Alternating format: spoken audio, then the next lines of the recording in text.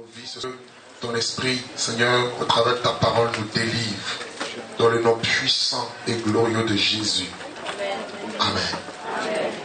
1 Corinthiens chapitre 1er.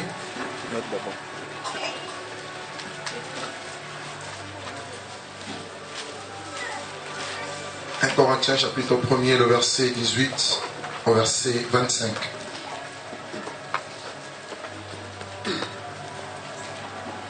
Car la prédication de la croix est une folie pour ceux qui périssent, et pour nous qui sommes sauvés, elle est une puissance de Dieu.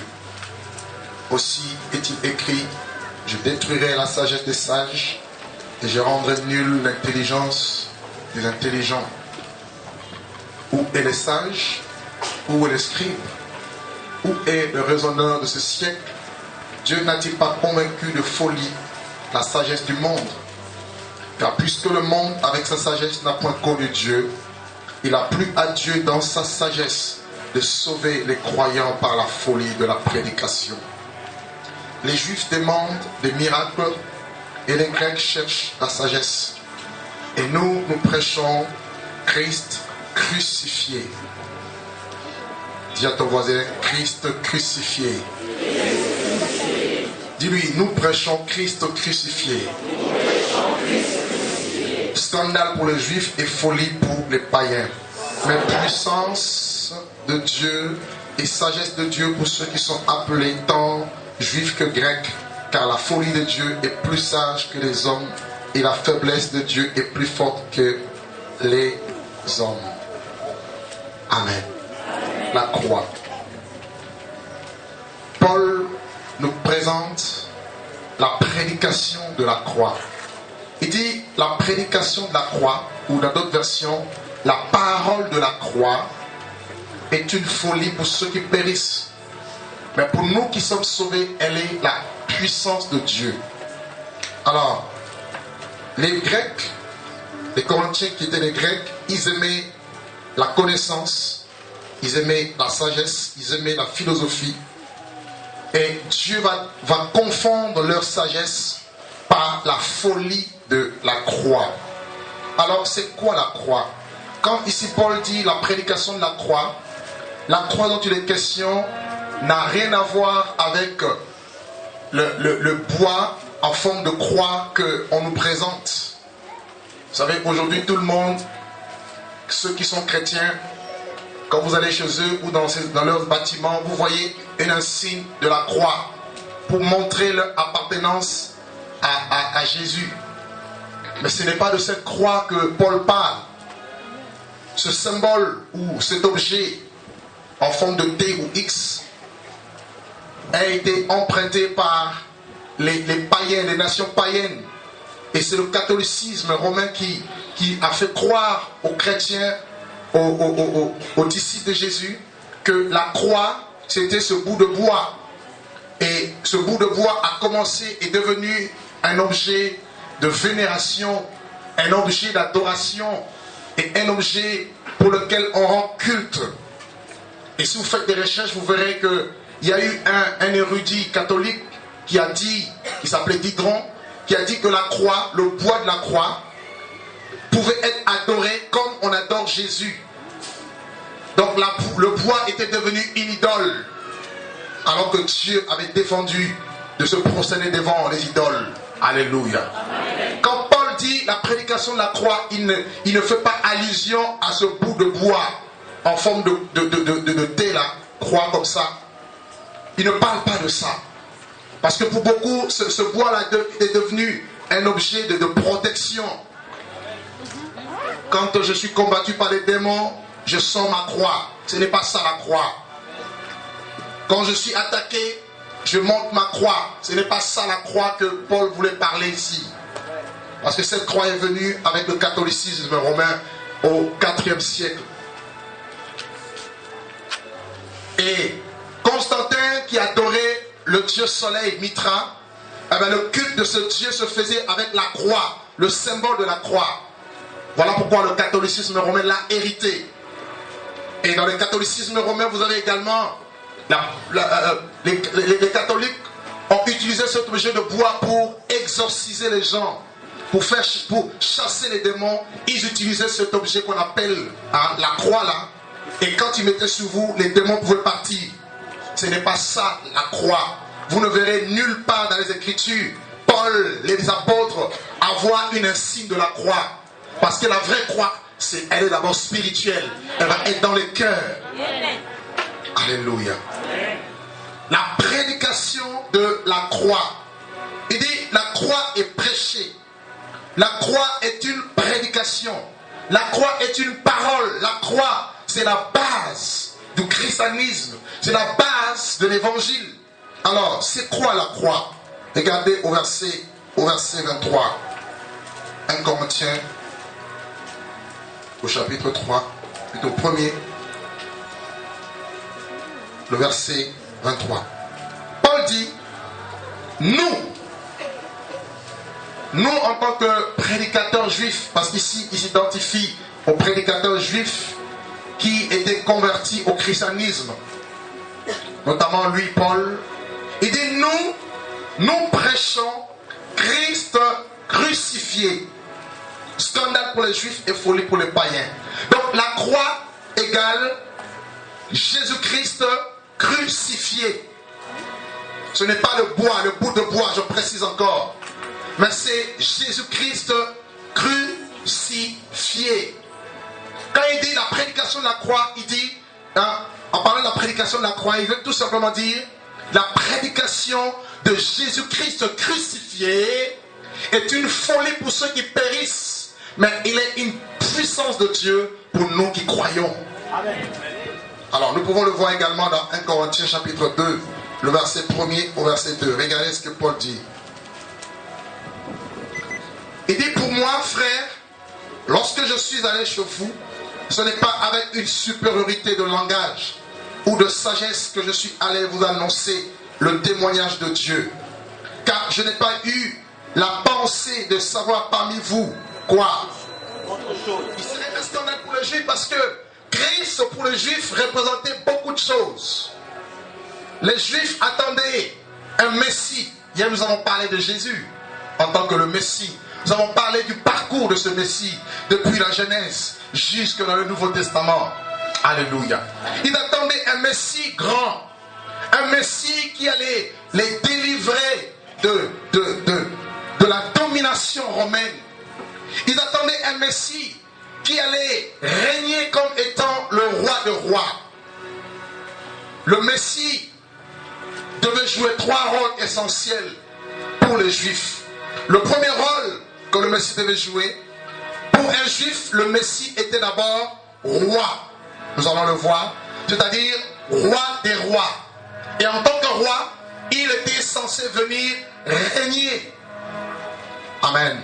Les sortir, les libérer de la domination romaine. Et la deuxième raison, c'est que Christ était pour les Juifs, il était éternel. Par conséquent, il ne devait pas connaître la mort. Voilà pourquoi quand Paul, ou quand Jésus disait qu'il fallait qu'il meure, les Juifs ne comprenaient pas parce que dans leur tête, dans leur esprit, et d'après la loi, il était écrit que le Christ demeurait éternellement. Et regardons ensemble dans le livre de Jean, au chapitre 12. Jean chapitre 12, le verset 34. Nous pouvons même prendre la partie du verset 32. Là, Jésus parle, il dit, et moi, quand j'aurai été élevé de la terre, j'attirerai tous les hommes à moi. Et en parlant ainsi, il indiquait de quelle mort il devait mourir, c'est-à-dire la croix. La foule lui répondit, nous avons appris par la loi que le Christ demeure éternellement. Donc dans la pensée juive, le Christ ne pouvait pas mourir parce qu'il demeurait éternellement. Il s'attendait à un Christ, à un Messie qui allait venir du ciel dans toute sa gloire et dans toute sa puissance et qui allait les délivrer. Alléluia. Et troisièmement, le Christ, et Jésus-Christ, le Messie, était une espérance. Il était l'espoir national. L'espoir pour tous les Juifs, c'était Jésus. Et regardez quand il va mourir, ce que les disciples d'Emmaüs qui étaient sur le chemin d'Emmaüs vont dire dans Luc chapitre 24, le verset 21. Luc chapitre 24, le verset 21. Il a dit quoi?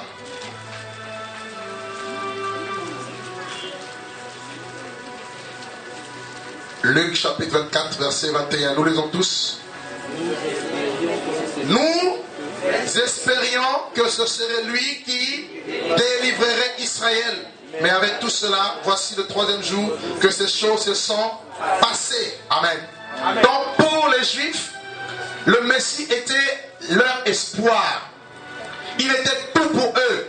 Ils s'attendaient à ce que le Messie vienne les délivrer. Parce que à la naissance de Jésus, Israël était sous la domination romaine. Rappelez-vous des 4 animaux que Daniel va voir. Le premier ressemblait à un lion, le deuxième à un ours, le troisième à un léopard et le quatrième était terrible, un monstre épouvantablement fort qui brisait, qui foulait tout aux pieds. C'était l'Empire romain, la domination romaine. Et pour eux, ils pensaient que le Messie allait tout de suite les délivrer de la domination romaine. Mais ils n'avaient pas compris que ce Christ, le Messie, devait d'abord passer par la croix. Voilà pourquoi quand le Messie est venu, il a été pour eux un objet de scandale. Pour eux tous. Alléluia. Amen. Alléluia. Amen. Alors pourquoi le Messie était-il un espoir national? Pourquoi? Il y a plusieurs raisons. La première raison, c'est parce que beaucoup de personnes ont parlé du Messie. Dans les Écritures, quand vous lisez la loi, les prophètes et les psaumes, plusieurs personnes ont parlé de la venue du Messie.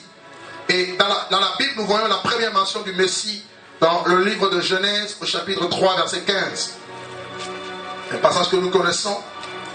Là où Dieu lui-même va parler de la croix, que le Christ, le Fils de Dieu, devait mourir. Genèse 3, verset 15. Il a dit: je mettrai inimitié entre toi et la femme, entre ta postérité et sa postérité. Celle-ci écrasera la tête, c'est-à-dire la postérité du serpent, va t'écraser la tête, et tu lui blesseras le talon. Et dans cette prophétie, dans cette parole de Genèse 3,15, c'est Dieu lui-même qui va déclarer ces paroles. Il dit: je mettrai inimitié et la haine ou la guerre entre le serpent et la femme, et entre la postérité du serpent et la postérité de la femme. Et il dit: la postérité du serpent te blessera le talon et toi tu écraseras sa tête. Et nous savons que la postérité de la femme par excellence c'était Jésus-Christ. Et il était blessé au talon. Où ça? À la croix. Cela veut dire que dans Genèse 3,15, Dieu parle déjà de la croix, de l'œuvre de la croix. Mais les Juifs, les scribes, les pharisiens, les rabbins juifs n'ont pas compris la dimension profonde de cette prophétie en ce qui concerne Christ. Ils étaient, je dirais, perplexes. Ils étaient dans la confusion.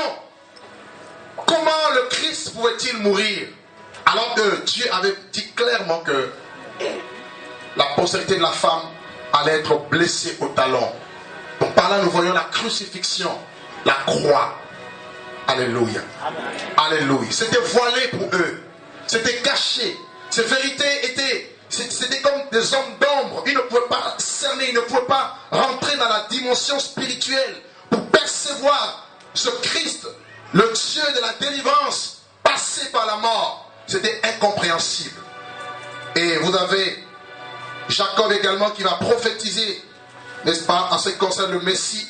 Si vous lisez Genèse chapitre 44, Genèse 44, le verset 9 au verset 10.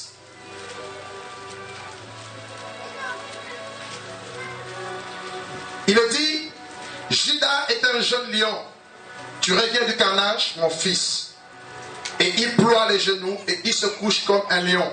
Et comme une lionne, qui la fera lever? Verset 10. Le sceptre ne s'éloignera point de Judas, ni le bâton de commandement entre ses pieds, jusqu'à ce que vienne le Shiloh, et que les peuples lui obéissent. Alléluia. Là, nous voyons avant la mort de Jacob, Jacob va prendre ses 12 enfants, les 12 tribus. Il va les bénir un à un. Il va déclarer des bénédictions, des prophéties, des paroles prophétiques, des choses qui allaient s'accomplir par rapport à leur vie. Et nous savons que Jésus est issu, on dit qu'il est le lion de la tribu de Juda, non? Alors regardez en ce qui concerne Jésus. Le verset 10, il dit, le sceptre ne s'éloignera point de Juda. Et le sceptre ici signifie le bâton de commandement. Le bâton de commandement, le bâton de gouvernement, l'autorité royale. Amen. Amen. Et toute autorité lui a été donnée, n'est-ce pas? Il a reçu le nom qui est au-dessus de tout le nom. Il dit, le sceptre ne s'éloignera point de Juda, et ni le bâton souverain d'entre ses pieds. Et nous voyons dans l'histoire d'Israël, dans l'histoire juive, l'accomplissement de cette prophétie. Rappelez-vous, lorsque Salomon va pécher, Dieu va décider de déchirer son royaume en deux. Et le royaume d'Israël sera déchiré en deux, et le royaume du nord, avec 10 tribus qui avaient pour capitale la Samarie, et le royaume du sud avec 2 tribus qui avaient pour capitale Jérusalem. Et dans le royaume du nord, tous les rois pratiquement qui étaient dans le royaume du nord, en commençant par Jéroboam, si vous lisez bien l'histoire, vous verrez qu'ils étaient tous des rois impies. Ils étaient tous des pécheurs. Mais vous retrouvez plus dans le royaume de Juda, dont la capitale était Jérusalem, des rois justes, ceux qui ont marché dans la justice de Dieu, ceux qui ont réparé le temple, ceux qui ont apporté la réforme au temps, n'est-ce pas, au temps d'apostasie. Parce que Dieu avait prononcé des paroles. Dieu avait dit que l'autorité n'allait pas quitter Juda. Et Jésus est issu, n'est-ce pas, de Juda. Amen. Amen. Amen. Et il est dit au verset, vers la fin, il est dit, jusqu'à ce que le Shiloh vienne. Et le Shiloh, c'est le Messie. Amen. Loin de Dieu. Le roi qui devait régner. Celui à qui appartient le bâton de commandement. Jésus-Christ. Et il dit, et que les peuples lui obéissent. Et jusqu'à ce que le Messie vienne, les peuples allaient obéir au Messie, c'est-à-dire les nations, également les Juifs, allaient obéir à la personne de Jésus-Christ. Et dans cette prophétie, nous voyons Jésus en tant que roi qui devait régner. Alors, dire aux Juifs, dire aux rabbins, dire aux pharisiens que le Messie devait mourir, alors qu'ils attendaient un Messie qui allait régner sur les Romains, parce que pour eux, quand le Messie allait venir, il allait tout de suite faire sauter les Hérodes. Ils allaient tous partir. Et lui, il allait régner en tant que roi des rois. Mais il n'avait pas compris l'autre dimension, c'est l'autre facette, l'autre aspect de la souffrance que le Messie allait d'abord endurer avant de rentrer dans son règne. Alléluia. Alléluia. Deutéronome 18.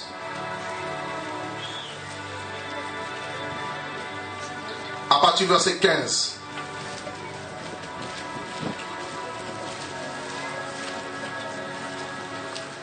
Jusqu'au verset 19. Là, Moïse a prophétisé également concernant le Messie. Il dit, l'Éternel ton Dieu te suscitera du milieu de toi, dans tes frères, un prophète comme moi. Vous l'écouterez.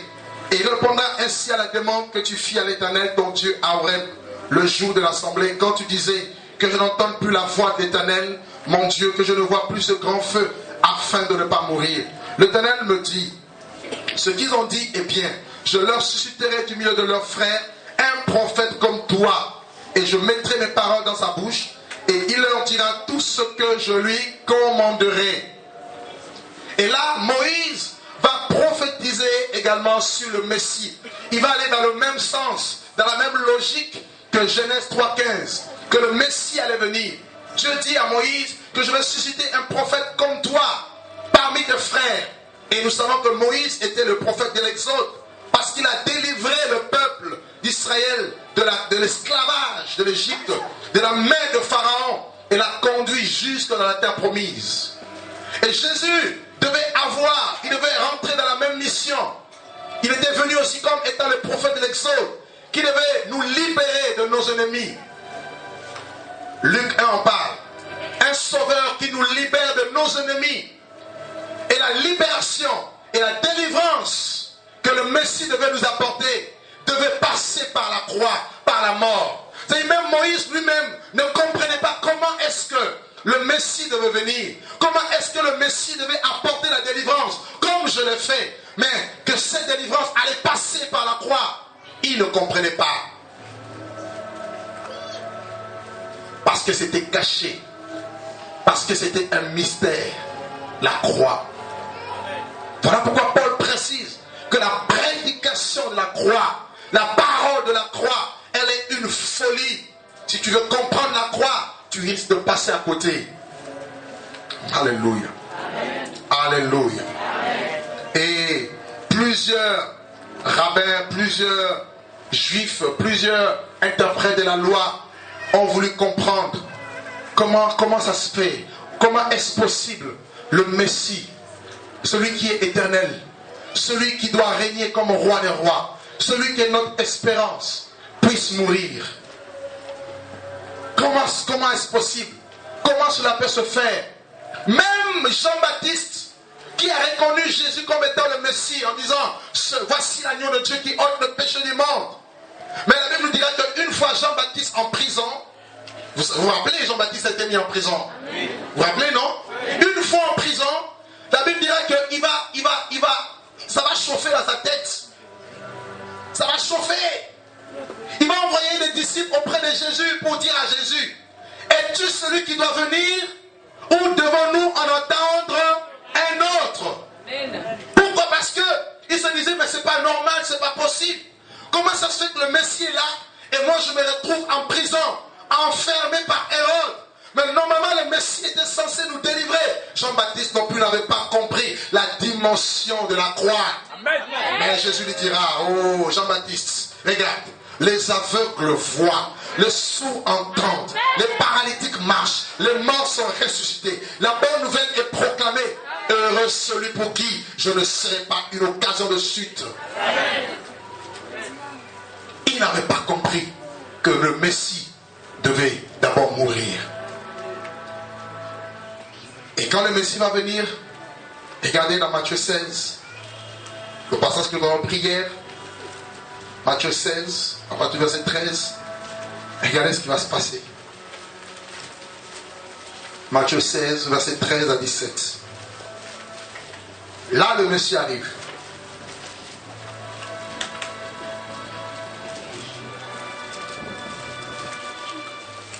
La Bible dit, Jésus étant arrivé dans le territoire de Césarée de Philippe, demanda à ses disciples, qui suis-je au dire des hommes? Moi, le Fils de l'homme. Jésus répond, ils répondirent plutôt, les uns disent que tu es Jean-Baptiste, les autres Élie, les autres Jérémie, ou l'un des prophètes. Et vous, leur dit-il, qui dites-vous que je suis? Et Simon-Pierre répondit, tu es le Christ, le Fils du Dieu vivant. Amen. Et Jésus, reprenant la parole, lui dit, tu es heureux, Simon, fils de Jonas, car ce ne sont pas la chair et le sang qui t'ont révélé cela, mais c'est mon Père qui est dans les cieux. Mais bien avant cela, il est dit dans 1 Pierre 1, le verset 10, que les prophètes, en parlant des prophètes de la loi, qui ont prophétisé touchant la grâce et touchant la venue du Messie, ils ont fait de ces révélations, de ces prophéties, l'objet de leurs recherches et de leurs investigations. Cela veut dire que Ésaïe avait prophétisé la mort de Jésus, mais il n'avait pas compris comment en même temps le Messie devait souffrir et en même temps le Messie devait régner. Amen. Jérémie a prophétisé sur le Messie en parlant de la nouvelle alliance. Moïse avait prophétisé sur le Messie parce qu'ils étaient animés par l'Esprit de Christ. La Bible dit que l'Esprit de Christ, c'est par l'Esprit de Christ qu'il prophétisait. Mais ils ne pouvaient pas comprendre ces choses. Et ils voulaient sonder les époques. Ils voulaient comprendre les circonstances marquées par l'Esprit. Mais Dieu leur avait dit que ce n'était pas pour eux. Amen. Alléluia. Que c'était réservé pour notre génération. Et la génération qui vient après la croix. Parce qu'après la croix, quelque chose s'est passé. Le voile était déchiré. Et la révélation a été accessible. Mais avant cela, ils pouvaient prophétiser. Ils prophétisaient la souffrance de Christ. Ils prophétisaient la crucifixion. Ils prophétisaient les souffrances. Mais ils ne pouvaient pas comprendre. En même temps, le Christ devait souffrir. En même temps, le Christ devait régner en tant que roi. Comment cela allait se passer? Mais la Bible dit que ce n'était pas pour eux. Même Pierre ici, quand Jésus a posé la question, qui suis-je, moi le Fils de l'homme? Les disciples n'ont pas pu répondre à cette question. Parce qu'ils ont écouté aussi le langage des hommes, les rumeurs qui couraient, ou les bruits, ou les enseignements que les écoles théologiques, ou les écoles rabbiniques de l'époque apportaient comme réponse à la venue de Jésus. Rappelez-vous, à cette époque, il y avait au moins 3 grandes écoles rabbiniques. 3 grandes écoles rabbiniques. L'école de Hillel, de Shammai et de Tammuz, qui enseignaient la Torah, la loi. Mais ces écoles n'ont pas pu donner la révélation exacte sur la venue de Jésus. D'ailleurs, Jésus disait aux pharisiens, le royaume de cieux ne vient pas de manière à frapper le regard. On ne dira pas qu'il est ici ou il est là. Voici, le royaume des cieux est au milieu de vous. Il était là, Jésus, le Messie, tant attendu. Ils étaient là. Mais ils avaient les yeux pour voir, mais ils ne voyaient pas. Ils avaient les oreilles pour entendre, mais ils n'entendaient pas. Ils avaient un cœur pour comprendre, mais ils ne comprenaient pas la dimension profonde, la révélation par excellence de ce Messie, révélé à la face des nations, révélé à la surface du monde. Cela a été caché à leurs yeux. Amen. Et Jésus disait à ses disciples, Père, je te loue de ce que tu as caché ces choses aux sages et aux intelligents. Tu les as cachés à ceux qui vont dans les écoles rabbiniques. Tu les as cachés à ceux qui vont dans les écoles théologiques. Tu les as cachés à ceux qui ont des diplômes théologiques. Mais tu les as révélés aux enfants. Tu les as révélés à ceux et celles qui s'approchent de moi. Tu les as révélés à ceux qui veulent comprendre la dimension de l'esprit. Tu les as révélés. Et comme Jésus voyait que personne ne donnait une réponse exacte, il va se tourner vers les disciples et dit, vous, que dites-vous que je suis? Alors la Bible dira que Pierre, il dira, tu es le Christ. Et Pierre va reconnaître par l'Esprit, comme on l'a vu hier, que Jésus était réellement le Christ, le Messie, loin de Dieu, Mashiach. Il n'y en a pas 2, il n'y en a pas 3. La mission vous dit que le Christ est ici ou il est là. N'y allez pas. Il y a un seul Messie. C'est Jésus de Nazareth. Voyez? Alors, Jésus dit au verset 17. Jésus reprenant la parole et lui dit, tu es heureux, Simon, fils de Jonas, car ce ne sont pas la chair et le sang qui t'ont révélé cela, mais c'est mon Père qui est dans les cieux. Cela veut dire qu'il fallait que le Père révèle Christ même aux disciples. Sinon, ils n'allaient pas le savoir. Ils n'allaient pas le connaître. Parce qu'ils étaient voilés. Amen. Christ était un mystère. Christ était voilé. Et regardez au verset 21. Toujours de Matthieu 16. Quand Jésus va révéler, il va se révéler. Plutôt quand Pierre va avoir la révélation sur le Messie, Jésus va commencer maintenant à donner sa vision en tant que Messie. On peut le lire, le verset 21. 1, 2, 3. Dès lors, Jésus commença à faire connaître à ses disciples qu'il fallait qu'il aille à Jérusalem, qu'il souffre beaucoup de la part des anciens et des principaux sacrificateurs et des scribes, et qu'il soit mis à mort et qu'il ressuscite le 3e jour. La Bible dit que Pierre va reconnaître Jésus en tant que Messie. C'est bien, c'est une bonne chose. Mais dès alors, il va commencer maintenant à lui communiquer sa vision, sa mission en tant que Messie. Il faut que le Messie d'abord aille à Jérusalem. Deuxièmement, il faut que le Messie souffre beaucoup. Oh, comment le Messie va-t-il souffrir? Et que le Messie soit mis à mort. Et quatrièmement, et que le 3e jour, que le Messie soit ressuscité. Ils ont dit non. Pierre a dit, non, non, non, non, Messie, tu es réellement le Messie Jésus, mais viens avec moi un peu. Viens avec moi un peu à côté. À Dieu ne plaise, tu ne mourras jamais. Amen. Dis à ton voisin, à Dieu ne plaise, tu ne mourras jamais. Parce que pour lui, il savait qu'il avait déjà réussi sa place. Comme le Messie devait régner éternellement, roi de rois, seigneur de seigneurs. Mais il était tout de suite après le Messie. Donc, pour lui, si Jésus n'est pas là, c'était lui qui avait les clés de commandement. C'était lui, en plus Jésus lui a dit, je te donnerai les clés du royaume. Est-ce que tu me suis? Alors, dire que le même Messie va mourir, dire que ce même Messie, ça sera fini pour lui, il va passer par la mort. Il dit, mais non. Donc, si le Messie va mourir, c'est-à-dire que moi, je n'aurai plus ce poste-là.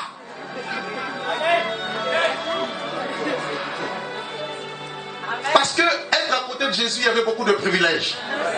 Quand on était malade, Jésus-Christ guérissait. Quand on n'avait pas d'argent pour payer les impôts, il envoyait les gens aller à la pêche. Il dit, va à la mer là-bas, jette l'hameçon.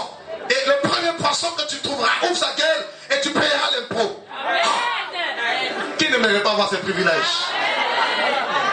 Il monte sur la montagne de la transfiguration. Et il va apparaître. Moïse va apparaître. Il va dire, hey, Jésus, dressons ici 3 tentes. Une pour toi, une pour Élie, une pour Moïse. Lui-même, il s'est oublié à cause de la gloire. Et il va abandonner tout ça. Il dit que le Christ va mourir. Il dit, Jésus, je t'aime bien. Tu es mon Dieu, tu es mon Seigneur. Mais à Dieu ne plaise, voilà, tu ne mourras jamais. Alléluia. Parce qu'il était son espoir. Jésus était l'espoir de Pierre. Pierre avait la même vision que les rabbins. Pierre avait la même vision que les juifs. Pierre avait la même vision que les pharisiens. Que le Christ ne devait pas mourir. Voilà pourquoi il va lui dire, à Dieu ne plaise, tu ne mourras pas. Voilà pourquoi il était même prêt à dire à Jésus, j'irai avec toi-même jusqu'à la mort. Parce qu'il savait dans son cœur, en fait c'était comme une ironie. Il savait dans son cœur qu'il n'allait pas mourir. Peut-être qu'il se disait peut-être que Jésus parle en parabole. Il va mourir en parabole. Non, la mort là, ce n'était pas en parabole. C'était la vraie mort. Amen. À Dieu ne plaise, tu ne mourras jamais. Alors Jésus va se retourner, va lui dire, arrière de moi, car tes pensées ne sont pas les pensées de Dieu. Alléluia. La croix. La croix. Et mis à part ça, frères et sœurs, il y a eu plusieurs prophéties. Le temps nous manquerait pour parler, développer toutes les prophéties bibliques qui parlaient de la croix de Jésus. Mais prenons quelques-unes. Regardez avec moi dans Psaume 2. Il y en a tellement. Psaume chapitre 2, le verset 1er au verset 2. Vous connaissez ce psaume, non? Psaume 2, verset 1er à 2. Il dit, pourquoi ce tumulte parmi les nations et ces vaines pensées parmi le peuple? Et pourquoi les rois de la terre se soulèvent-ils? Et les princes se liguent-ils avec eux contre l'Éternel et contre son oint? Donc cette prophétie de Psaume 2 parle de la mort de Jésus. Les nations se sont liguées contre l'Éternel et contre l'oint. L'oint ici c'est le Messie. Voyez? Et regardez quand Jésus va mourir et va ressusciter. Dans Actes chapitre 4, Pierre va dire la même chose. Acte 4. Acte chapitre 4. Le verset 25 au verset 28. Il dit, donc ici la prophétie va être éclairée parce que c'était après la résurrection de Jésus. Elle était plus voilée. Ici il est dit, c'est toi qui as dit par le Saint-Esprit, par la bouche de notre Père, ton serviteur David, pourquoi ce tumulte parmi les nations et les vaines pensées parmi le peuple? Les rois de la terre se sont soulevés et les princes se sont ligués contre le Seigneur et contre son oint. En effet, contre ton saint serviteur Jésus que tu as oint, Hérode et Ponce Pilate se sont ligués dans cette ville avec les nations et le peuple d'Israël pour faire tout ce que ta main et ton conseil avaient arrêté d'avance. Alléluia. Amen. Alléluia. Amen. Donc ici, Psaume 2 a été bien interprété, bien compris après la mort de Jésus parce que le voile était déchiré. Pierre a accédé à la révélation. Et les nations, Hérode et Ponce Pilate, avec les nations d'Israël, se sont ligués pour tuer Jésus. Amen. Et si vous lisez Psaume 22, vous pouvez lire à la maison, tout le Psaume 22 nous parle de la souffrance de Messie, du Messie. Tout le Psaume 22. La souffrance du Messie. Alors, la croix. La croix. La croix. La croix. Dis à ton voisin, la croix. C'est la puissance de Dieu pour nous. Hein? Donc, nous avons vu dans Acte 2, Acte 4 plutôt, l'accomplissement de Psaume 2. Et regardez avec moi le verset 28. Le verset 28 nous dit: pour faire tout ce que ta main et ton conseil avaient arrêté d'avance. Cela veut dire que la croix a été arrêtée d'avance dans la pensée de Dieu. Est-ce que vous comprenez? Amen. Vous lisez le contexte, vous voyez. Hein? Donc la croix a été prévue, a été organisée, préparée dans le plan de Dieu. Donc ça a été arrêté d'avance. Avant que le monde ne soit créé, Dieu savait que son fils allait mourir sous la croix. Et c'est un mystère. Dieu avait arrêté d'avance. Dieu savait en avance que le monde allait être créé. Dieu savait en avance qu'il allait créer Adam, que Adam allait chuter, que Adam allait pécher, que par le péché il serait privé de la gloire de Dieu. Et Dieu savait aussi d'avance que le deuxième Adam serait venu. C'était dans la préscience de Dieu. Parce que Dieu n'est pas surpris par les événements. Mais il est un Dieu de temps. Quand le temps n'est pas encore arrivé, les choses ne peuvent pas être révélées. Mais tout était dans la préscience de Dieu. Il a été déjà crucifié dans la préscience de Dieu. La croix existait depuis la fondation du monde. Apocalypse chapitre 13, le verset 8. Un passage que nous connaissons.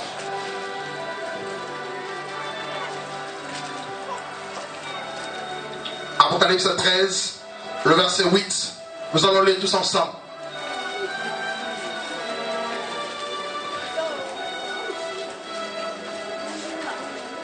Un, deux, trois. Et tous les habitants de la terre l'adoreront, ceux dont le nom n'a pas été écrit dans le livre de vie de l'agneau qui a été immolé dès la fondation du monde. Alléluia. La Bible nous dit ici, nous présente ici Jésus comme étant l'agneau de Dieu qui a été immolé dès la fondation du monde. Et dès la fondation du monde, avant même que Adam ne soit créé, Jésus a été crucifié. Parce que le verbe immoler veut dire égorger, sacrifier. Jésus a été sacrifié. Et c'est un mystère. Amen. Même Satan ne pouvait pas comprendre le mystère de la croix. Voilà pourquoi quand Jésus était dans la croix, vous savez, vous rappelez, non? Quand Jésus était sur la croix, Satan va envoyer des gens pour dire à Jésus: je sais que c'est trop tard, mais s'il te plaît, descends de la croix. Jésus dit: je ne descendrai pas. Parce que je suis ici pour libérer tous. Je suis ici pour guérir Marie-Antoinette. Je suis ici pour libérer les peuples. Satan a voulu faire descendre Jésus de la croix. Jésus a dit: je ne descendrai pas. Alléluia. Parce que c'était un mystère. Il ne voyait que du feu. Avant la fondation du monde, Dieu avait prévu la croix. Dieu avait prévu Jésus qui allait venir mourir au poteau de la croix pour nous délivrer, pour nous apporter la vie, pour nous destiner au ciel, dans le royaume des cieux, pour que nous puissions habiter avec lui pour l'éternité. C'était déjà prévu dans la préscience de Dieu. Mais il fallait que le temps soit accompli seulement, parce que Dieu est un Dieu de temps. Il y a un temps pour chaque chose. Chaque chose sur la terre a un temps que Dieu lui a assigné. Amen. La croix. Dieu avait tout calculé. laissez-moi vous dire, Dieu, c'est l'être le plus sage. C'est l'être le plus intelligent. Quand je lis des fois la Bible, je me dis une chose. Je vois Dieu avec une précision scientifique et avec une exactitude mathématique. C'est-à-dire même les mathématiciens ne peuvent pas définir moins l'infini et plus l'infini. Mais Dieu se présente comme étant le Dieu de l'éternité passée, le Dieu de maintenant et le Dieu de demain. Et dans sa préscience, il sait d'avance qui est écrit dans le livre de vie et qui ne l'est pas. Nous, on peut être surpris, mais lui n'est pas surpris. Même le diable, il est coincé. Même le diable n'arrive pas à comprendre les desseins de Dieu. Même le diable, si le diable savait que ta maladie serait pour la gloire de Dieu, il ne te donnerait jamais la maladie. Parce qu'il est coincé dans le plan de Dieu. Dieu dit quoi? Je connais les projets que j'ai formés sur vous. Projets de paix et non de malheur. Pour vous donner un avenir et de l'espérance. Notre avenir, c'est la nouvelle Jérusalem. Notre avenir, c'est le royaume des cieux. Notre avenir, c'est la demeure céleste. Car nous sommes citoyens des cieux avec Jésus. Oh, la star, le star, le lion de la tribu de Juda, le rejeton de David, le nom le plus puissant, le nom le plus glorieux, le nom le plus manasaka, le nom qui fait trembler l'enfer, le nom de Yeshua Mashiach, le nom de ressuscité, le nom de Jésus,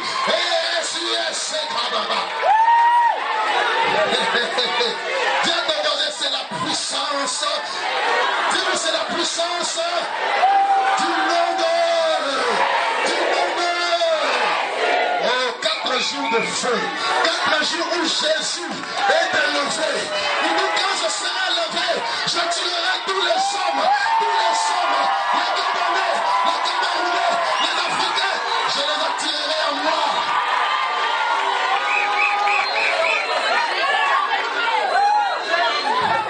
Satan, il va à gauche, il a des vertiges.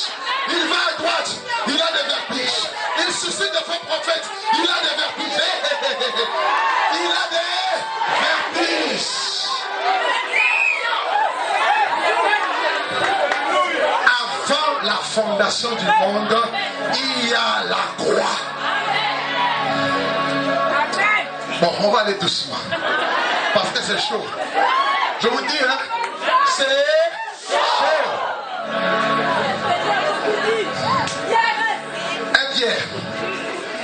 1 Pierre chapitre 1er, le verset 18 au verset 20. La croix.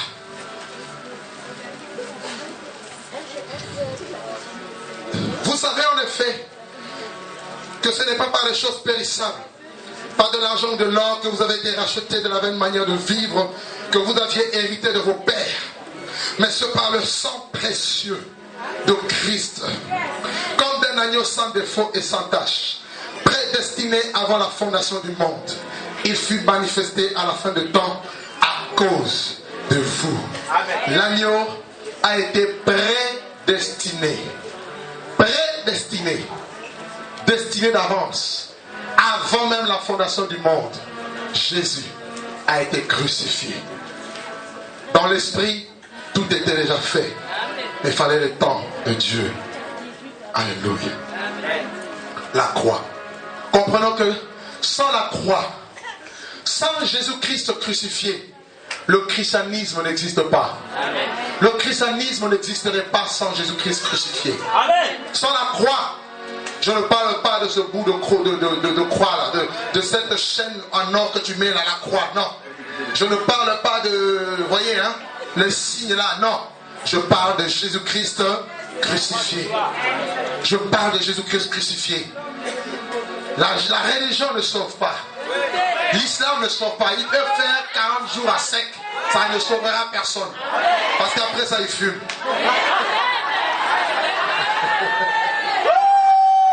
Juste une parenthèse. Si vous allez chez un concessionnaire de voitures, BM par exemple, On vous dit choisissez une voiture qui ne fume pas et celle qui fume. Vous allez choisir laquelle? Celle qui ne fume pas. Vous avez tout compris. Amen. Alors, qu'est-ce que la croix? La croix, c'est quoi?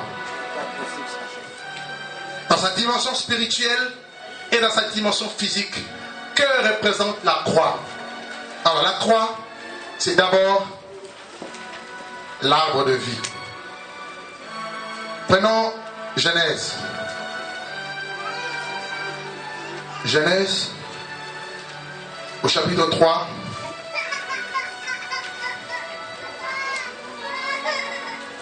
Genèse chapitre 3, le verset 22 au verset 24. L'Éternel Dieu dit, voici l'homme est devenu comme l'un de nous pour la connaissance du bien et du mal. Empêchons-le maintenant d'avancer sa main et de prendre l'arbre de vie et d'en manger et de vivre éternellement. Et l'Éternel Dieu le chassa du jardin d'Éden pour qu'il cultive la terre d'où il avait été pris. C'est ainsi qu'il chassa Adam et mit à l'orient du jardin d'Éden des chérubins. Notez bien, les chérubins qui agitent une épée flamboyante pour garder le chemin de l'arbre de vie. Alors, pour ceux qui notent, le mot arbre ici, en hébreu, c'est etz. Ça s'écrit E-T-S. Etz, E-T-S, qui signifie aussi bois. Alors, nous voyons dans la création, Dieu va créer l'homme et la femme, Adam et Ève. Il va les placer dans le jardin d'Éden. Le mot Éden signifie délice. Ils vivaient dans le jardin d'Éden, dans la présence de Dieu. Et dans le jardin, il y avait plusieurs arbres que Dieu avait donnés à l'homme, avec des fruits. Et il y avait deux arbres majeurs dans le jardin. Il y avait l'arbre de la connaissance du bien et du mal, que Dieu avait défendu à l'homme de toucher. Et il lui a dit, le jour où tu en mangeras, tu mourras et tu mourras certainement. Et il y avait un deuxième arbre, c'était l'arbre de la vie.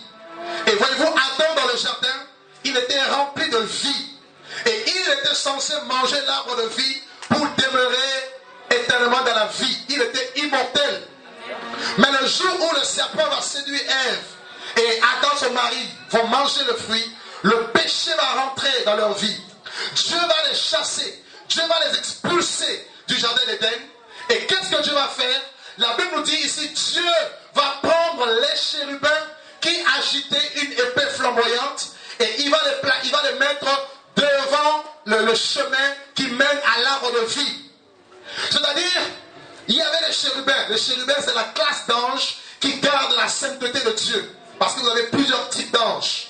Vous avez les séraphins, vous avez les archanges, vous avez l'ange de l'Éternel qu'on a vu hier, vous avez les chérubins et d'autres anges, les messagers, les guerriers, etc. Les chars de feu, les chevaux de feu, les quatre êtres vivants. Tout ça, ce sont les créatures célestes. Et Dieu va prendre les chérubins qui agitaient une épée flamboyante et il va les mettre sur le chemin pour que l'homme ne puisse pas accéder à l'arbre de vie. Pourquoi? Parce que si l'homme, avec son état de péché, accédait à l'arbre de vie, l'homme allait rester éternellement dans le péché. Il n'aurait pas connu la rédemption. Voilà pourquoi le chemin de l'arbre de la vie était barré, était empêché. L'homme ne pouvait plus y accéder à cause du péché. Amen. Amen. Alors regardez avec moi dans Exode 26. Nous allons retrouver les mêmes chérubins. Exode 26, le verset 31 au verset 33. Il est dit, tu feras un voile bleu, pourpre et cramoisi, de fin lin retors, et il sera artisanellement travaillé, et l'on lui présentera des chérubins. Donc, ici Dieu demande à Moïse de faire un rideau, et sur ce rideau, il devait y avoir des chérubins dessinés. Et si vous lisez la suite, ce rideau devait servir de séparation entre le lieu saint et du lieu très saint dans le tabernacle. Vous connaissez le tabernacle? Cette tente d'assignation composée de trois parties: le parvis, le lieu saint et le lieu très saint. L'homme, avec que le péché pouvait accéder au parvis. Et dans le lieu saint, seul le sacrificateur descendant d'Aaron pouvait y accéder pour faire le sacrifice des animaux. Et dans le lieu très saint était séparé de lieu saint par ce rideau. D'accord? Et dans le lieu très saint, il y avait quelque chose. Et le rideau, sur le rideau, il y avait le chérubin. Le même chérubin que nous voyons dans Genèse 3, nous le retrouvons ici dans Exode 26, qui empêchait l'homme pécheur d'entrer dans le Saint des Saints. Pourquoi? Parce que dans le Saint des Saints se trouvait l'arche. Or, l'arche était également fabriquée avec du bois d'acacia. Et l'arche était la vie. L'arche était l'arbre de vie. Voilà pourquoi l'homme ne pouvait pas accéder à l'arbre de vie à cause du rideau. Avec les chérubins. Dieu va cacher l'accès à la vie. Pourquoi? Parce qu'il y avait le péché. À cause du péché, Dieu va empêcher l'homme d'entrer, n'est-ce pas, dans le lieu très saint. Là où il y avait l'arche, la gloire de Dieu, la présence de Dieu. Parce que dans l'arche, la Bible nous dit qu'il y avait un vase d'or qui contenait de la manne. Il y avait également le bâton d'Aaron qui avait fleuri, l'image de l'autorité de Christ. Et de deux tables de pierre, l'image de la parole de Dieu. Donc l'homme ne pouvait pas accéder dans le Saint des Saints parce qu'il y avait le rideau qui empêchait. Or, c'est dans le Saint des Saints que se trouve l'arche. Or, l'arche c'est Jésus, l'arche c'est aussi l'arbre de vie, l'arche c'est aussi l'arbre qui donne la vie éternelle. Mais l'homme ne pouvait plus y accéder. Il fallait un homme pour venir, entrer, prendre le fruit de l'arbre et le redonner à nouveau à l'homme. Mais qui allait le faire? Personne, parce que ni les souverains sacrificateurs Aaron. D'ailleurs, il rentrait une seule fois dans le lieu très saint. Parce que s'il entrait souvent, il allait mourir à cause de la gloire de Dieu. Il était obligé de faire des sacrifices pour lui-même et ensuite pour tout le peuple. Et ce sacrifice se faisait chaque année. Et le sang des animaux ne pouvait pas purifier l'homme. Le sang des animaux couvrait le péché. Mais il fallait un sang pour ôter le péché.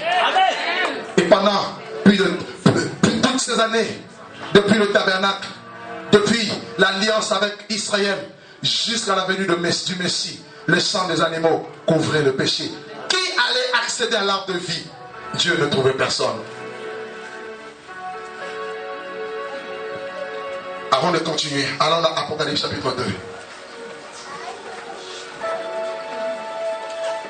Oh, je prie que tes yeux de l'esprit ce soir s'ouvrent, que tes écailles tombent au nom puissant de Jésus. Que tu réalises la croix. Apocalypse chapitre 2, le verset 7. Est-ce que nous pouvons lire tous ensemble? 1, 2, 3. Que celui qui a des oreilles entende ce que l'Esprit dit aux églises. À celui qui vaincra, je donnerai à manger de l'arbre de la vie qui est dans le paradis de Dieu. Ici Jésus parle au vainqueur dans l'église d'Éphèse. À celui qui vaincra, je lui donnerai de l'arbre de la vie. Et le mot arbre là, si vous allez dans le grec, il signifie xion ou xylon, et qui veut dire bois ou la croix. À celui qui vaincra, je lui donnerai de manger de l'arbre de la vie.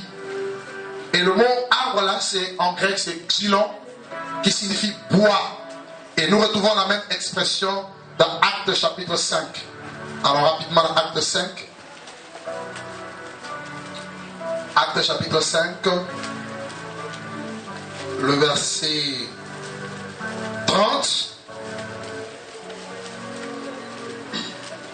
Actes chapitre 5, le verset 30. Est-ce que nous pouvons lire tous ensemble?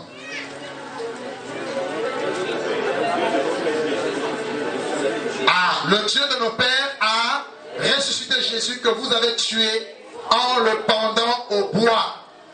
Et pour notre information, le même mot utilisé ici pour bois ici, c'est le même qui revient en Apocalypse 2.7 en parlant de l'arbre de vie, xion. Donc le mot bois ici signifie arbre de vie et signifie également la croix. Amen. Et la croix était cachée, voilée dans le lieu très saint. Et le chérubin empêchait, n'est-ce pas, empêchait les hommes pécheurs d'accéder dans la présence de Dieu, d'accéder à l'arbre de vie. Or, en tant qu'arbre de vie, La croix avait pour mission, pour rôle de nous communiquer la vie. Quand Jésus va venir, Jésus va dire que je suis le bon berger, non? Il dit le voleur ne vient que pour dérober, égorger, détruire. Mais moi je suis venu afin que mes brebis aient la vie et qu'elle ait en abondance. Donc Jésus est venu en tant que l'arbre de vie pour communiquer la vie. 1 Jean 5,12. Celui qui a le Fils de Dieu a la vie. Celui qui n'a pas le Fils de Dieu n'a pas la vie. La vie ne passe pas par un homme. La vie ne passe pas par une religion. La vie ne passe pas par une dénomination. On ne va pas dire venez chez nous, vous aurez la vie. Non, une seule personne donne la vie, c'est Jésus. Il dit je suis le chemin, la vérité et la vie. Nul ne vient au Père que par moi. L'arbre de vie, c'était Jésus. L'arche était aussi l'image de Jésus. Voyez, Jésus glorieux, Jésus donnant la vie. Alors, qui pouvait entrer dans le tabernacle, dans le lieu très saint? Personne. Pourquoi? À cause du péché. Le même péché pour lequel tu as chassé Adam dans le jardin d'Éden. Mais c'est le même péché qui a empêché l'homme d'accéder. Pourquoi? Dieu dit, tous ont péché, non? Ils sont privés de la gloire de Dieu. Alors regardez avec moi un passage dans Romains chapitre 5. Regardez ce que le péché a amené, a entraîné comme mot ou conséquence. Romains chapitre 5, déjà le verset 12, il dit, c'est pourquoi quand par un seul homme le péché est entré dans le monde, et par le péché la mort, c'est ainsi que la mort s'est répandue sur tous les hommes, parce que tous ont péché. Et le verset 18, il dit, Romains 5, 18, ainsi donc, comme par une seule offense, la condamnation a atteint tous les hommes. Cela veut dire que le péché a amené à nous la condamnation. Nous étions tous condamnés. Il n'y a pas un juste, pas même un seul, qui était capable d'approcher le lieu saint, le lieu très saint, et accéder à l'arbre de vie. Qui pouvait monter sur l'arbre de vie, cueillir le fruit donné aux hommes? Personne. Et dans Actes chapitre 17, le verset 26, il est dit que nous sommes tous issus d'un seul sang. Vrai ou faux? Nous descendons tous d'Adam et Ève, non? Peu importe notre race, que tu sois blanc, noir, marron, chocolat, pygmée ou pas, nous sommes tous sortis d'un seul sang. Et Adam et Ève, c'est eux qui ont péché. Et par leur péché, ils nous ont transmis la condamnation. Ils nous ont transmis la malédiction. Même la nature a été affectée. Même la nature souffre de douleur de l'enfantement à cause du péché d'Adam et Ève. Même le sang des animaux a été affecté par le péché d'Adam et Ève. C'est-à-dire même quand j'avais demandé à Moïse d'offrir le sang des animaux, cela n'était pas aussi puissant. Et Hébreu dit quoi? Le sang de bouc et de taureau n'était pas aussi puissant pour nous laver, pour enlever nos iniquités. Mais il fallait un homme pur. Il fallait un sang pur. Où trouver ce sang-là? Parce que tout le monde était affecté. Nulle part. Personne sur la terre n'avait un sang pur.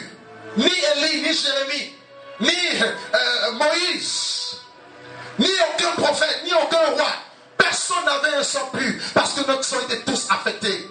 Dieu regarde parmi les animaux, il regarde les boucs, les béliers, mais aucun animal n'avait un sang pur. Mais qui rachetait l'homme? Rappelez-vous la question d'Isaac à son père Abraham.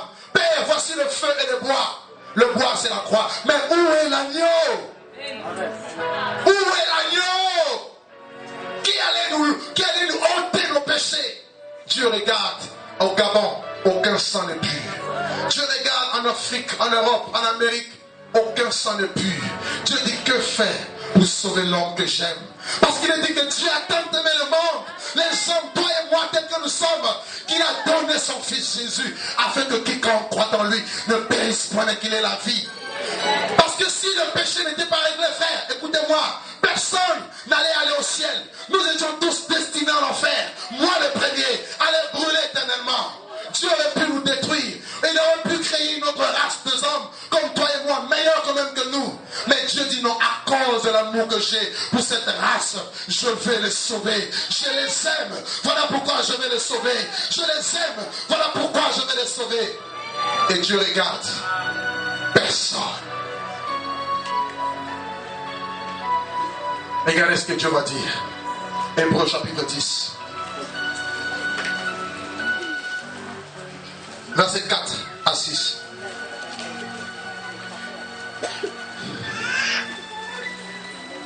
Il est dit qu'il est impossible que le sang des taureaux et de boucs ôte le péché.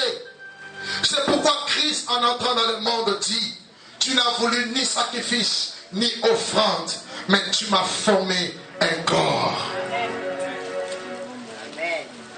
Et dans 1 Timothée, chapitre 3, verset 16, nous l'avons vu hier. 1 Timothée, chapitre 3, le verset 16, Paul dit: et sans contredit, le mystère de la piété est grand. Dieu a été manifesté en chair, justifié par l'Esprit, vu des anges, prêché aux nations, cru dans le monde et élevé dans la gloire. N'ayons pas trouvé un sang pur. Dieu a dit: je donne mon sang. Dieu a dit: je quitte ma gloire. Je lâche le ciel. Je lâche l'adoration de Michael, l'adoration de Séraphin, l'adoration de toutes les créatures célestes. Je veux me dépouiller. Voilà pourquoi Philippiens 2 dit, il dit quoi? Ayez en vous le sentiment qui était en Jésus, qui existant en forme de Dieu, n'a point regardé son égalité avec Dieu comme une proie à arracher, mais il s'est humilié jusqu'à la mort de la croix. Jésus a quitté le ciel. Il a dit: je viens, je me donne moi-même. Tu n'as voulu ni sacrifice, ni holocauste, ni offrande, mais tu m'as formé un corps. Jésus qui est Dieu, il est venu en forme de chair. Voilà pourquoi ceux qui disent que Jésus n'est pas Dieu, 1 Timothée 3,16 dit que Jésus est Dieu. Amen. Cela revient dire que Dieu est venu lui-même. Comme il n'y avait personne, il est venu lui-même pour accéder à l'arbre de vie, pour accéder dans le lieu très saint.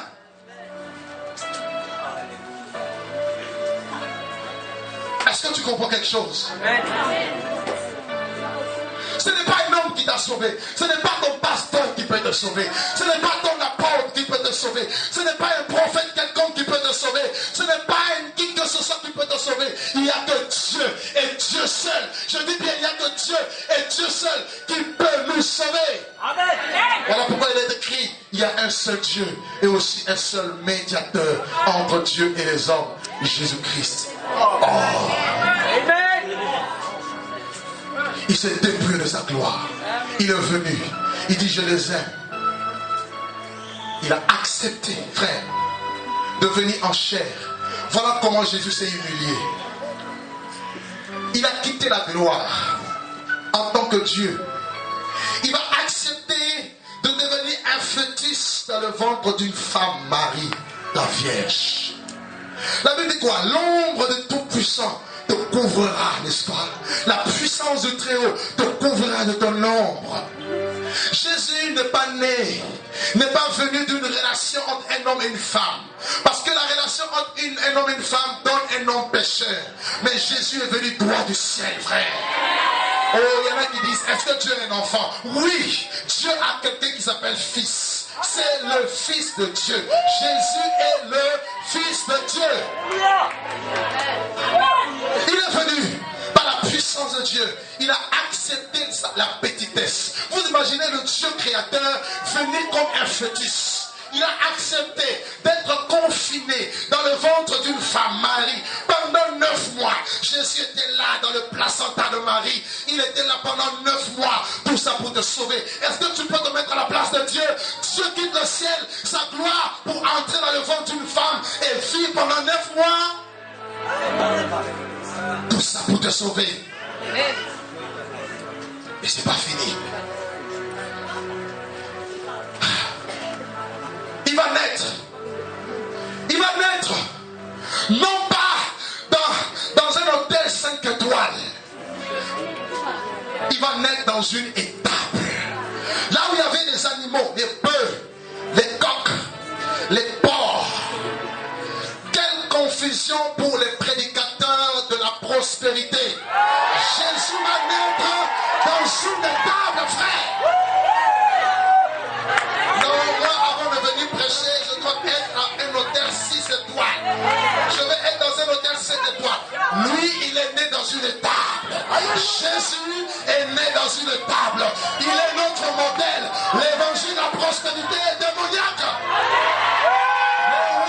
cieux. Celui à qui appartient l'or et l'argent, il va naître dans une étable. Et pendant qu'il dormait, pendant qu'il était bébé, il dormait, il y avait les bœufs qui bêlaient. Bah, bah. Jésus, ça les dérangeait. Les coqs qui chantaient, Jésus était dérangé. Alléluia. Amen. Tout ça, c'est pour toi. Et c'est pour moi. Voilà toi, Seigneur. Merci beaucoup. Oh. Je dis, ces 4 jours, le thème, c'est la puissance du nom de Jésus. Est-ce que vous voyez un peu? Ça ne doit pas s'arrêter là.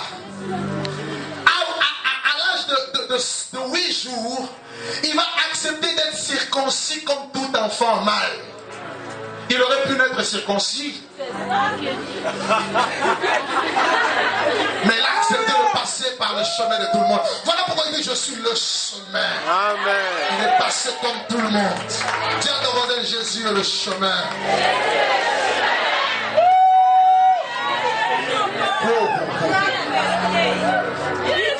Et ça fait mal la circoncision. Hein?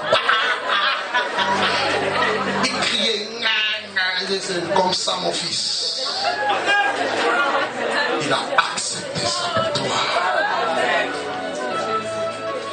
Il va grandir normalement. Il aurait pu pousser, je sais pas, en 10 jours. Il est Dieu, non? C'est lui qui a créé les hormones, non? Si les poules aujourd'hui, les poulets que vous mangez, ça pousse en 2 semaines. Lui peut pousser en 2 jours. Comme les rissins de Jonas. Mais il a accepté de grandir comme tout le monde. De travailler. Il était même charpentier. Oh, il a appris un métier par son père adoptif, plutôt Joseph. Tout ça pour toi et pour moi. Et pendant qu'il était sur la terre, il savait que sa mission, c'était de mourir comme un chien, de mourir comme une bête de somme. Est-ce que ça vous est déjà arrivé? Je ne crois pas. Si on vous dit que dans 2 jours vous allez mourir, on va couper votre tête, est-ce que vous allez dormir? Non.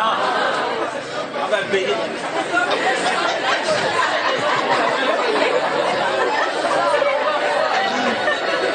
On te dit que dans 2 jours, toi là, je pense que tu vas faire toutes les prières du monde. Tu vas lire de Genèse d'Apocalypse. Éternel, sauve-moi. Mais lui, pendant 33 ans et demi, il vivait avec cette pensée. Il savait ce qu'il attendait. Étant Dieu, il savait que c'était la croix qu'il attendait. Le deuxième aspect de la croix, les souffrances. Il savait qu'il allait souffrir, frère. Il savait qu'il était venu pour souffrir. Et laissez-moi vous dire, la souffrance de Jésus n'a pas commencé à la crucifixion, mais la souffrance de Jésus a commencé depuis le jour où il a quitté le ciel. Parce qu'il vivait dans une poubelle, le monde de ténèbres, un monde rempli d'adultère, un monde rempli d'homosexuels, un monde de péché, un monde de ténébreux. C'est là ce monde que le Fils de Dieu a grandi. Alléluia. Et quand il va commencer son ministère, il va te rejeter. Sa propre mère, ses propres frères ne vont pas croire en lui. Rejeté. La croix, Jésus l'a connue. Vous savez pourquoi la croix? Parce que Jésus nous dit aussi, en tant que chrétien, si quelqu'un veut venir après moi, il doit renoncer à sa vie. Et il doit se charger de sa croix et il doit me suivre. Matthieu 16, 24. Jésus le dit.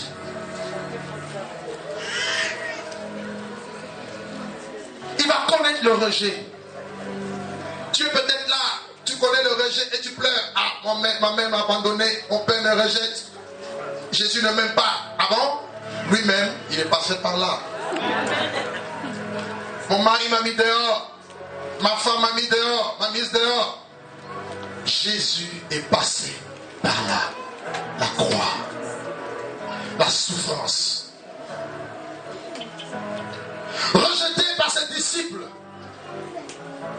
Ses disciples qui le suivaient, la foule qui le suivait parce qu'ils voulaient manger et boire, parce qu'ils voyaient des miracles.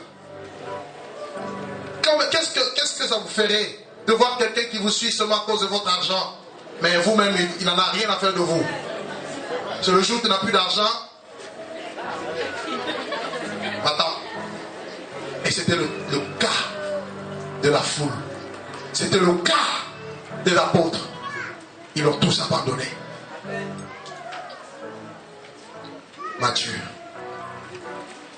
Oh, hasard.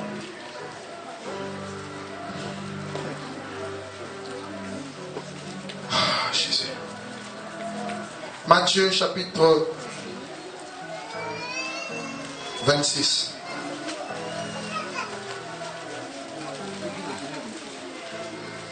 Le verset 57. Ceux qui avaient saisi Jésus l'emmenèrent chez le souverain sacrificateur Caïphe, où les scribes et les anciens étaient assemblés. Et là, nous voyons Jésus qui va être arrêté. Vous savez comment il a été arrêté? Il a été trahi. Trahi par quelqu'un qu'il aimait. Trahi par Judas. Et il est dit de Judas, dans Psaume 41, le verset 10, que celui-même avec qui je mangeais, qui partageait mon pain, va lever le talon après moi.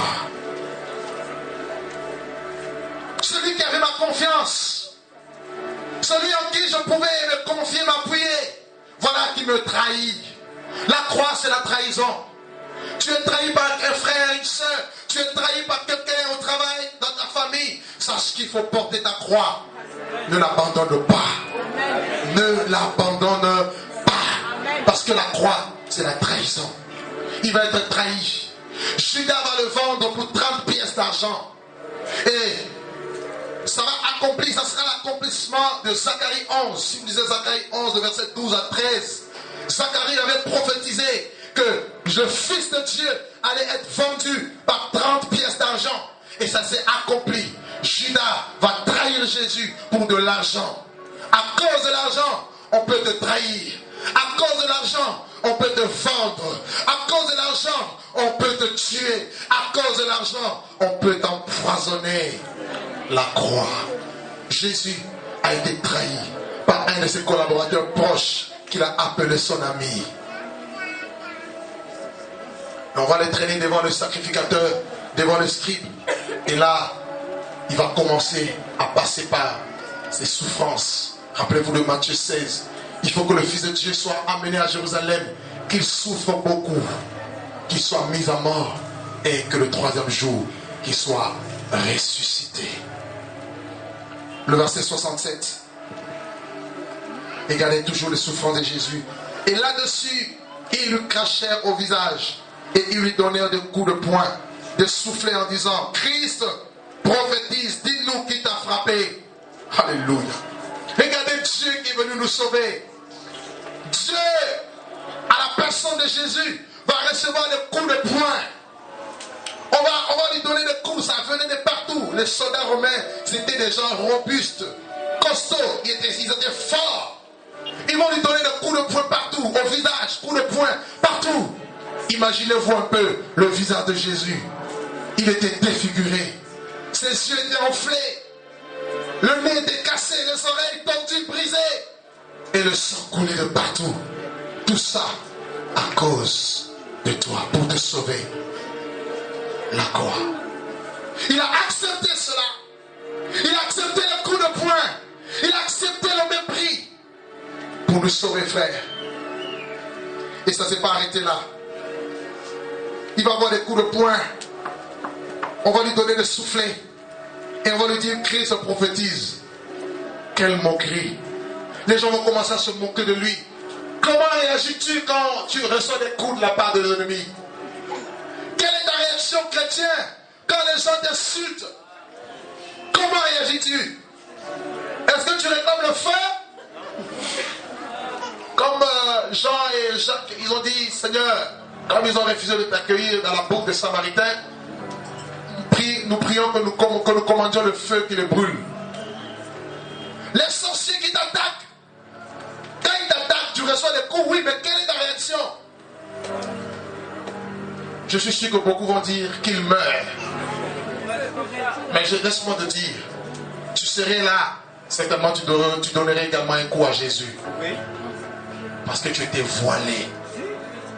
La même foule qui a accepté Jésus, qui a mangé, bu, mais la même foule va donner des coups à Jésus.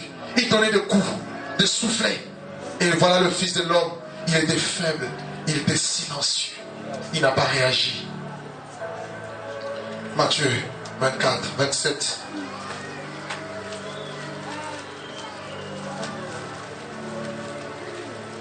Le verset 15 au verset 19. Et à chaque fête, le gouverneur avait la coutume de relâcher un prisonnier, celui qui lui demandait la foule, celui que demandait la foule. Et ils avaient alors un prisonnier fameux nommé Barabbas. Et ils étaient assemblés et comme ils étaient assemblés, Pilate leur dit: lequel voulez-vous que je vous relâche, Barabbas ou Jésus qu'on appelle Christ? Car ils savaient que c'était par envie qu'ils avaient livré Jésus. Et pendant qu'il siégeait au tribunal plutôt, sa femme, et la femme de Pilate, lui fit dire qu'il n'y ait rien entre toi et ce juste. Aujourd'hui, j'ai beaucoup souffert en songe à cause de lui. Regardez, même la femme de Pilate, Dieu va lui révéler dans le songe que Jésus était juste, que Jésus n'avait rien fait pour mériter toutes ces choses. Le châtiment, ces jugements injustes, le traitement injuste, ces tribulations, ces persécutions, il ne le méritait pas parce qu'il était juste, mais parce qu'il fallait qu'il nous sauve, qu'il nous libère. Dieu a permis qu'il passe par là. Et la foule va demander Barabbas, libérer Barabbas et condamner Jésus, la croix.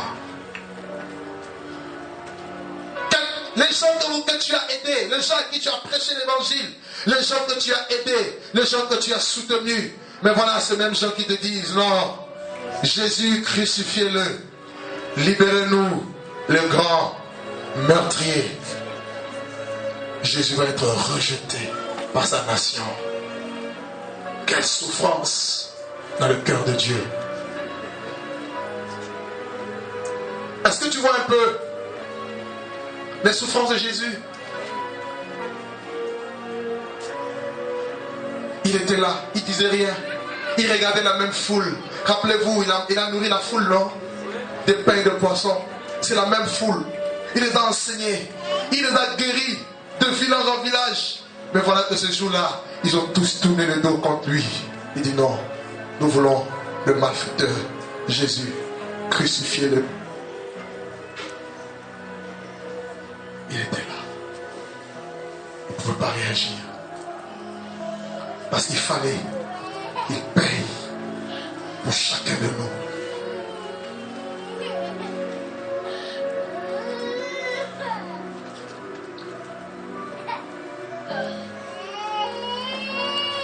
Regardez avec moi le verset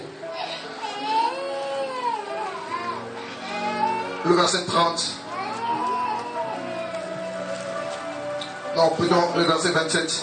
Le soldat du gouverneur conduisit Jésus dans le prétoire et ils s'assemblaient autour de lui toute la cohorte et lui ôtèrent ses vêtements et lui couvrirent d'un manteau écarlate. Ils tressèrent une couronne d'épines et qu'ils posèrent sur sa tête. Ils mirent un roseau dans sa main droite. Puis en s'agenouillant devant lui, ils se raillèrent en disant: salut roi des Juifs. Regardez Jésus, le Fils de Dieu. Regardez le Fils de Dieu vivant. Là, on va le frapper. Il a reçu 40 coups moins 1, comme le dit la loi. 40 coups, il a été frappé avec des fouets, il y avait des lanières. Et quand ça a touché son corps, ça a arraché la partie de la peau. Le sang coulait de partout. Déjà son visage était défiguré. Les gens ont craché sur lui. Vous vous rendez compte? On va cracher sur vous. Je ne dis pas vous jeter la salive, mais vous crachez dessus. Le crachat, on va le chercher là au fond, là. Rempli de saleté, rempli de pureté. On va le cracher sur lui. Et tous les soldats ont craché sur lui. Le crachat a coulé sur ses yeux, dans les oreilles, dans la bouche, dans le nez, partout il y avait des crachats mêlés avec du sang. Et son corps était blessé de partout. Il était tordu. Il souffrait. Il pleurait. Mais il ne pouvait pas parler parce qu'il savait qu'il fallait qu'il pleure, qu'il paye pour les gens. Et on va lui mettre un manteau. puis ce manteau, on va lui arracher à nouveau. Vous savez, vous regardez quand quelqu'un est blessé, vous lui mettez un habit. L'habit se colle à la peau, non? Là où il y a la plaie. Et quand vous arrachez cet habit-là, ça fait quoi? Les blessures s'ouvrent à nouveau. Et le sang sort encore. Les blessures de Jésus. Et on va prendre une couronne d'épines, on va lui placer sur la tête. Et on va l'enfoncer avec le roseau. Ça va rentrer dans le crâne. Et le sang va couler encore. Le sang gicler de partout. Tout ça, pour toi et pour moi. La croix. Alléluia. Ésaïe 52. Je prie ce soir que tu réalises ce que Jésus a fait pour toi à la croix.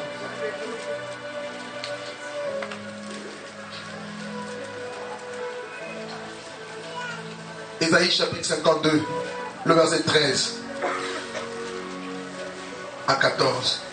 Voici mon serviteur prospérera, il montera, il se lèvera bien haut. De même qu'il a été pour plusieurs un sujet de froid, tant son visage était défiguré, tant son aspect différait de celui du Fils de l'homme. La Bible dit son visage était défiguré.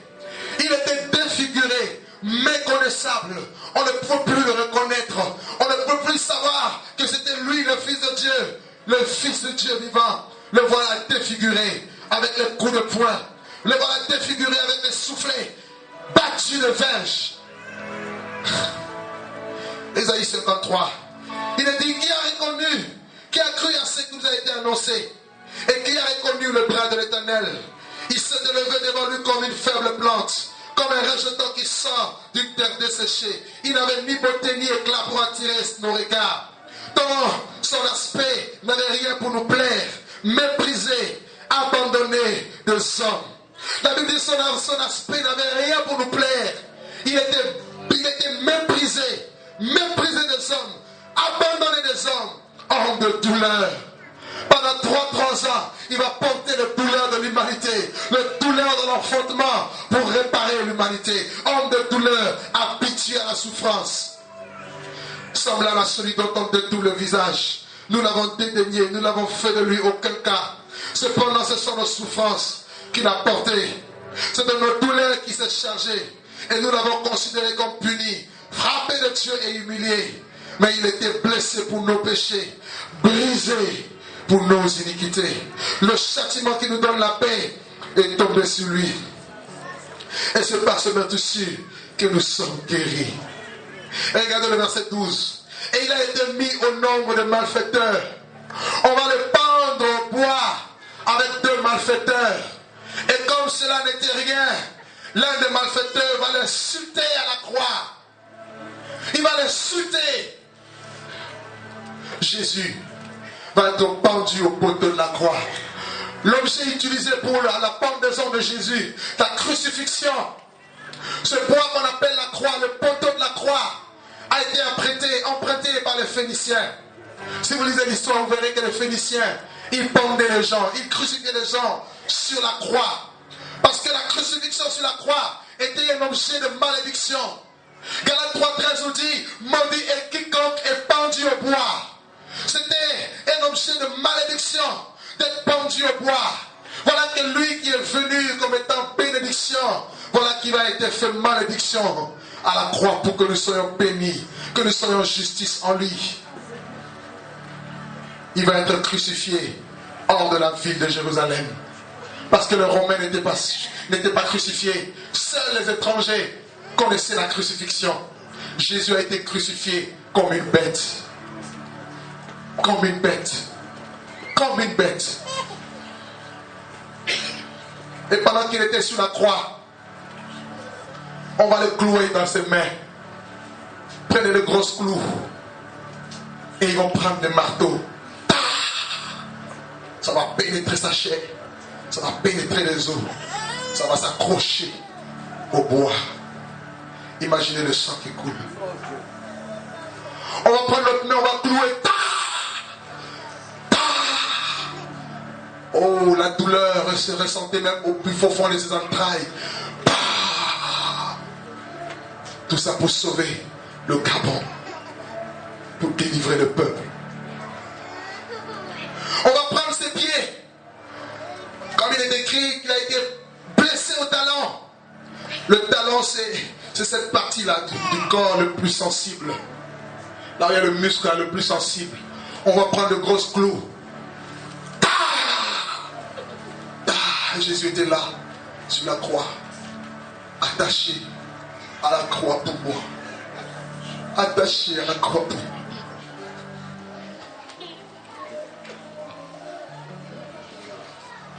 Et tout le poids de son corps se faisait ressentir sur son talon. Et le sang coulait. Ce sang se vidait. Et le soldat romain va prendre une lance. Il va percer son côté. Et l'eau va sortir. Le Fils de Dieu en train de souffrir encore. Le sang coule. L'eau coule. Il était là. Tous les gens se moquaient de lui. Si tu es Fils de Dieu, descends de la croix. Lui qui a sauvé les autres, sauve-toi toi-même. Il était là, comme une faible plante. Il ne pouvait pas réagir. Il souffrait. Je vous assure, Jésus souffrait.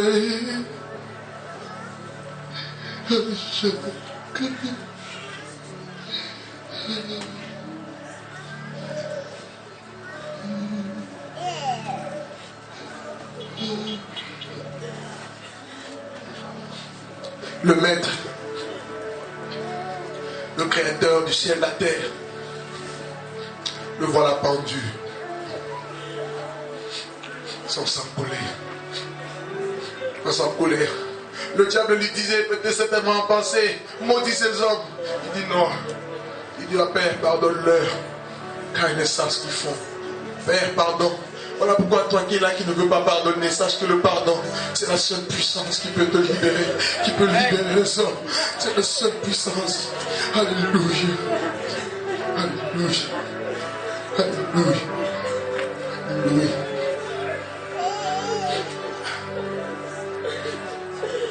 Il était là, seul.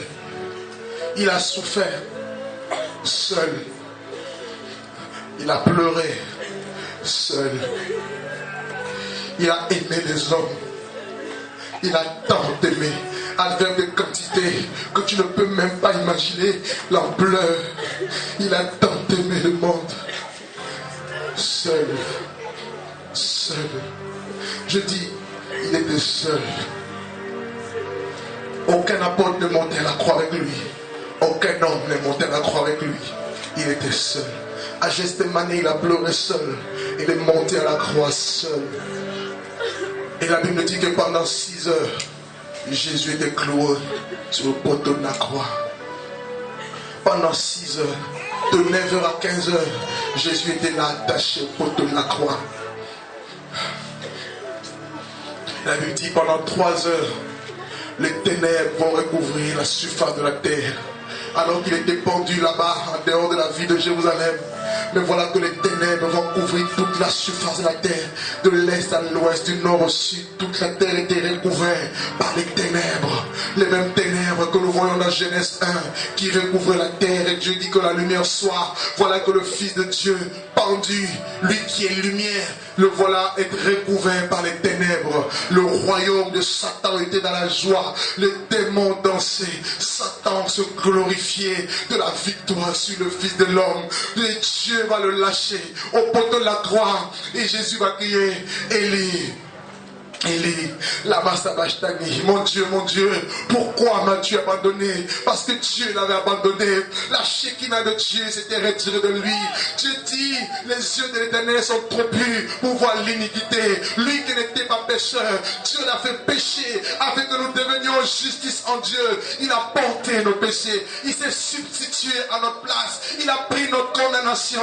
Il a pris notre misère. Le châtiment qui nous donne la paix est tombé sur lui. Oui, c'est par ce meurtre ici que nous avons été guéris. Et pendant qu'il était au cloué au poteau de la croix, mon ami. Pendant qu'il était là, pendant 6 heures de ténèbres, mais les 6 heures représentent les 6 jours de réparation. Il fallait qu'il répare le monde détruit par le diable. Il fallait qu'il répare le jour. Il fallait qu'il répare l'homme. Il fallait qu'il restaure l'homme. Il fallait qu'il réforme l'homme. Il a pris 6 heures seul au poteau de la croix en train de faire l'œuvre de la rédemption. Et pendant qu'il était au poteau de la croix, la Bible nous dit qu'il a effacé l'acte dans les ordonnances de condamner et qui subsistait contre toi. Et il a cloué à la croix. Il n'y a plus de condamnation pour ceux qui sont en Jésus, car la loi de l'Esprit de vie en Jésus nous a affranchis de la loi du péché et de la mort. Le péché a été cloué à la croix. La mort a été clouée à la croix. Et il ne s'est pas arrêté là. Pendant qu'il était au poteau de la croix, pendant les 6 heures où il était environné par les ténèbres, la Bible nous dit qu'il était en train de dépouiller les dominations. Il était en train de dépouiller les autorités. Il était en train de dépouiller Satan. Il était en train de dépouiller la sorcellerie. Il était en train de dépouiller le royaume des ténèbres. Et il les a livrés. Il les a exposés à la croix. La lumière, voilà, Christ de lumière des nations, être recouvert par les ténèbres. Tout ça pour toi et moi. Son père l'a abandonné. Lui qui était habitué à la présence de Dieu. Voilà que la présence de Dieu le quitte. Voilà que la Shekinah est partie. Il dit, mon Dieu, où es-tu? Je ne peux pas vivre sans toi. Il dit, le Fils ne peut rien faire sans toi. Il dit, mon Père, toi et moi nous sommes un. Mais où es-tu parti, mon Dieu? Dieu l'a lâché. Dieu l'a abandonné. Dieu l'a laissé. Dieu l'a laissé seul à la croix. Dieu l'a laissé souffrir. Dieu l'a laissé prendre le fardeau. Dieu l'a laissé là à la croix. Et comme c'était peu de choses, les Romains vont venir. Alors qu'il va dire, j'ai soif, donnez-moi de l'eau. Les Romains vont prendre de vinaigre. Ils vont donner Jésus de vinaigre avec de l'éponge. Et pendant qu'il va prendre le vinaigre, il va lever les yeux vers le ciel et il va crier, tout est accompli.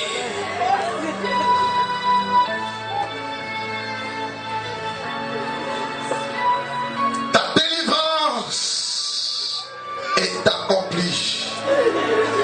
Ta liberté est accomplie. La vie éternelle est à nouveau accessible. Oui, je te dis, frère, de la part de Dieu, la vie éternelle est à nouveau accessible. Parce que quand il était à la croix, quand il a crié, le voile a été déchiré de haut en bas. Le voile a été déchiré. Le voile a été déchiré. Et l'accès dans le lieu très saint, l'accès à l'arbre de vie a été à nouveau possible. Nous savons par le moyen du sang de l'agneau une libre entrée dans le sanctuaire, dans la présence de Dieu. Oui frère, depuis la croix, tu es libéré. Depuis la croix, tu n'es plus esclave de démons. Depuis la croix, tu n'es plus esclave de péché. Depuis la croix, Jésus a tout accompli.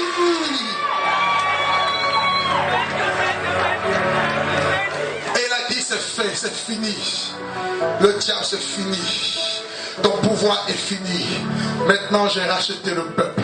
Je me suis fait un peuple nouveau, un peuple acquis, une nation sainte, un royaume de sacrificateurs pour mon Dieu, un peuple élu, un peuple qui marchera dans la vérité, un peuple qui sera la lumière du monde, un peuple gabonais qui donne son cœur à Jésus. Ce peuple sera toujours victorieux, ce peuple sera toujours vainqueur, non à cause de nos prières, mais à cause de l'œuvre de la croix. Ils l'ont vaincu, ils l'ont vaincu, ils l'ont vaincu à cause du sang de l'agneau, à cause du sang précieux de Jésus, à cause du sang du Dieu vivant, à cause du sang de Yeshua Mashiach. Le sang de Dieu a coulé au poteau de la croix. Jésus a versé son sang pour la nation gabonaise. Jésus a versé son sang pour l'Afrique.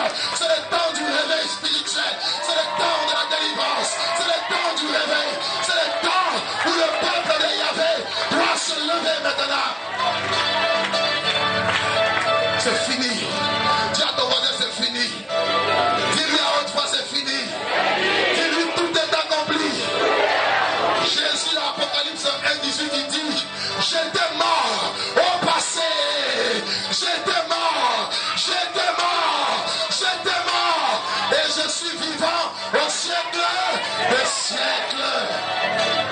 Et je tiens maintenant les clés de la mort. Oh mort, où est ta victoire? Oh mort, où est ton victoire? Oh mort, où est ta victoire? Je suis la résurrection et la vie. Celui qui croit en moi vivra, même s'il meurt. Et quiconque vit et croit en moi ne mourra jamais.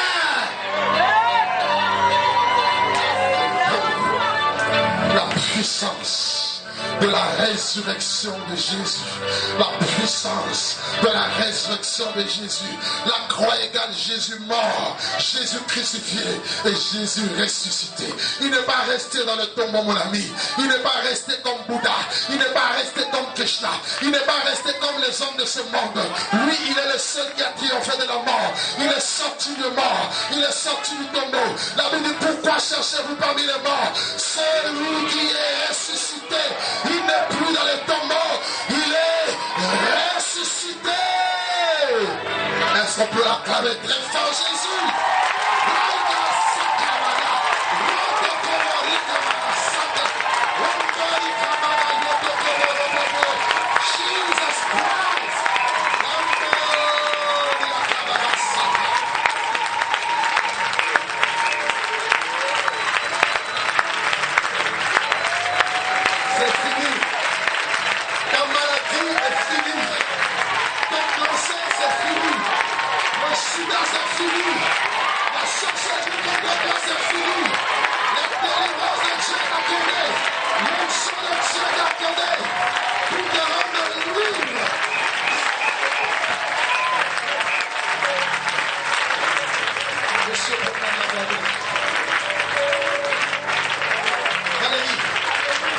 Nous allons proclamer la gloire du ressuscité. Les cieux proclament